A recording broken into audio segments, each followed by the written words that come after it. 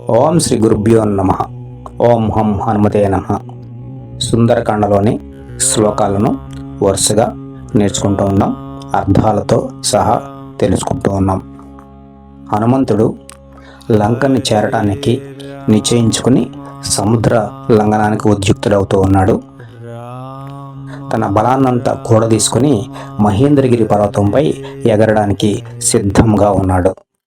ఇప్పుడు తర్వాతి శ్లోకాలు. సంహృత్య చ భుజౌ శ్రీమాన్ తథైవ చ శిరోధరాం తేజస్సత్వం తథా వీర్యం ఆవివేశం సవీర్యవాన్. ఇది 36వ శ్లోకము. దీని అర్థము, శ్రీమంతుడు మరియు వీర్యవంతుడైనటువంటి ఆ హనుమంతుడు తన భుజాలను కంఠమును సంకుచింపచేసి తనలో ఉన్నటువంటి సమస్త తేజాన్ని వీర్యాన్ని పూర్తిగా సమకూర్చుకున్నాడు. అంటే మొత్తం అవయవాలు శక్తినంతా కూడదీసుకొని కూర్చుని ఉన్నారు. మార్గం ఆలోకయాన్ దురాదూర్ధ్వం ప్రణహితే క్షణ రురోధ హృదయే ప్రాణానాకాశం అవలోకయన్. 37వ శ్లోకము. దీని యొక్క అర్థము, హనుమంతుల వారు దూరంగా ఎదురుగా ఉన్న దారిని చూస్తూ పైకి ఒక్కసారి చూసి ఆకాశాన్ని పూర్తిగా చూసి తన హృదయంలో ప్రాణవాయువుని గట్టిగా బిగబెట్టారంటే ఒక్కసారిగా గాలి మొత్తాన్ని లోపలికి తీసుకుని ఊపిరి బిగబెట్టారు. పద్భ్యాం దృఢం అవస్థానం కృత్వా స కపికుంజరః నికుంచ కర్ణౌ హనుమానుత్పత్తిష్యన్ మహాబలః వానరశ్రేష్ఠ ఇదం వచనమబ్రవీత్. ఇది 38వ శ్లోకము. హనుమంతుల వారు తన చరణములు అంటే కాళ్ళను పర్వతంపై దృఢంగా గట్టిగా నిలిపారు. తన 2 చెవులను గట్టిగా సంకోచించి మహాబలంతో ఎగురుబోతూ అంటే ఎగరడానికి సిద్ధంగా ఉండి, అంగదుడు, జాంబవంతుడు మొదలైన ప్రముఖులు అక్కడ ఉన్నారు. వాళ్ళను చూసి ఇలా అన్నారు. ఎలా అన్నారనేది తర్వాత పద్యంలో ఉంది. యథా రాఘవ నిర్ముక్త శరస్వశన విక్రమ గచ్చేత్ తద్గమిష్యామి లంకాం రావణపాలితం. ఈ శ్లోకము చాలా ముఖ్యమైనది. ఎవరైనా ఏదైనా ముఖ్యమైన పని తలపెట్టినప్పుడు ఈ శ్లోకాన్ని పారాయణం చేస్తే వాళ్ళకి విజయం తథ్యము అనే శాస్త్రాలు చెబుతూ ఉన్నాయి. ఈ శ్లోకం యొక్క అర్థం ఏమిటంటే, వాయుతుల్య పరాక్రమము కలిగి రాఘవ నిర్ముక్తమైన బాణం ఎట్లో దూసుకుని పోతుందో అలాగే నేను కూడా రావణ పాలితమైన లంకకు వెళ్ళేదను అని హనుమంతుల వారు జాంబవంతునికి, అంగదునికి చెబుతున్నారు. అంటే గాలితో సమానమైన వేగం కలిగి రాఘవ నిర్ముక్తమైన అంటే రాముడు వదిలిపెట్టిన బాణము ఎలా దూసుకుని పోతుందో అలాగే నేను కూడా అంతే వేగంగా రావణుడు పరిపాలిస్తున్నటువంటి లంకకు వెళ్ళేదను అని అంగదునికి, జాంబవంతునికి హనుమంతుల వారు చెప్తూ ఉన్నారు. ఇక 40వ శ్లోకము.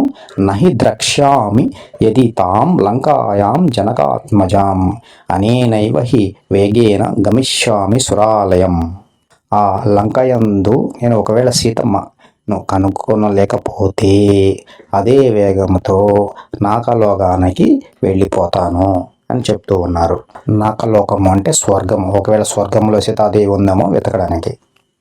యదివా త్రివేది సీతాం న ద్రక్ష్యామి అకృతశ్రమః బద్ధ్వా రాక్షసరాజానం అనయిష్యామి రావణం. ఇది 41వ శ్లోకము. దీని అర్థం ఏమిటంటే, ఒకవేళ స్వర్గంలో కూడా సీతాదేవి కనిపించకపోతే నేను ఏమాత్రము కూడా అలసట పొందను. దానవరాజైన రావణుని, సాక్షాత్తు దానవరాజైన రావణుని బంధించి ఇక్కడికి తీసుకువస్తాను అని జాంబవంతునికి, అంగదునికి హనుమంతుల వారు చెప్తూ ఉన్నారు. ఇక 42వ శ్లోకము. సర్వదా కృతకార్యో అహమేష్యామి సహా సీతయ అనయిష్యామి వా లంకాం సముత్పాట్య సరావణం. ఈ శ్లోకం యొక్క అర్థము ఏమిటి అంటే, ఏదో రకంగా ఏ విధంగా అయినా నేను తలపెట్టిన పనిని సాధించి సీతమ్మను తీసుకునే తిరిగి వస్తాను, లేదా రావణునైనా తీసుకుని వస్తాను. ఈ 2 కుదరకపోతే సాక్షాత్తు లంక మొత్తాన్ని పెకిలించుకొని తీసుకుని వస్తాను అని హనుమంతుల వారు జాంబవంతునికి, అంగదునికి చెబుతూ ఉన్నారు. ఎప్పుడయ్యా అంటే ఎగరడానికి సిద్ధంగా ఉన్నప్పుడు. ఈ శ్లోకాలను చక్కగా పారాయణం చేసుకుందాము. నెమ్మదిగా చదువుకుంటూ ఉన్నాము.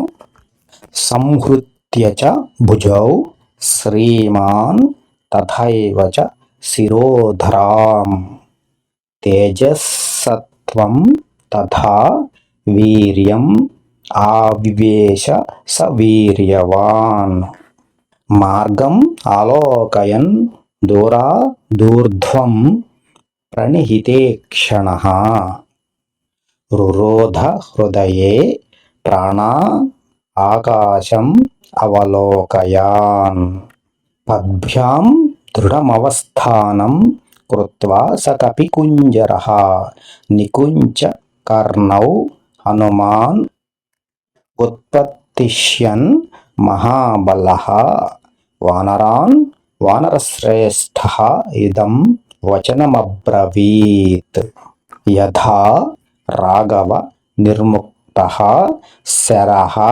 శ్వసన విక్రమః గచ్చేత్ తద్వత్ గమిష్యామి లంకాం రావణపాలితాం నహి ద్రక్ష్యామి యది తాం లంకాయాం జనకాత్మజాం అనేనైవ హి వేగేన గమిష్యామి సురాలయం యది వా త్రిదివే సీతాం న ద్రక్ష్యం అకృతశ్రమః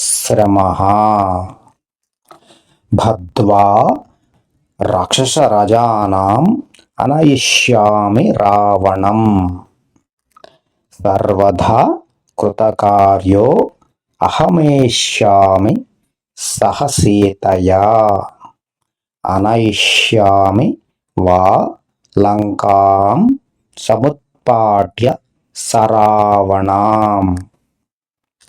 ఈ శ్లోకాల యొక్క ఉచ్చారణను 1-2 సార్లు విని పుస్తకంలో చూసి చదువుకుంటూ పారాయణం చేయగలరు. ఈ వీడియోపై మీ అభిప్రాయాలను కామెంట్ల రూపంలో మాకు తప్పకుండా తెలియజేయండి. మీ సూచనలు సలహాలు తగు రీతిలో మాకు అందించగలరు. వేరొక వీడియోలో మరికొన్ని శ్లోకాలు వాటి యొక్క అర్థాలు పారాయణంతో మళ్ళీ కలుసుకుందాం. ఓం హం హనుమతే నమః. ఓం శ్రీ గురుభ్యో నమః.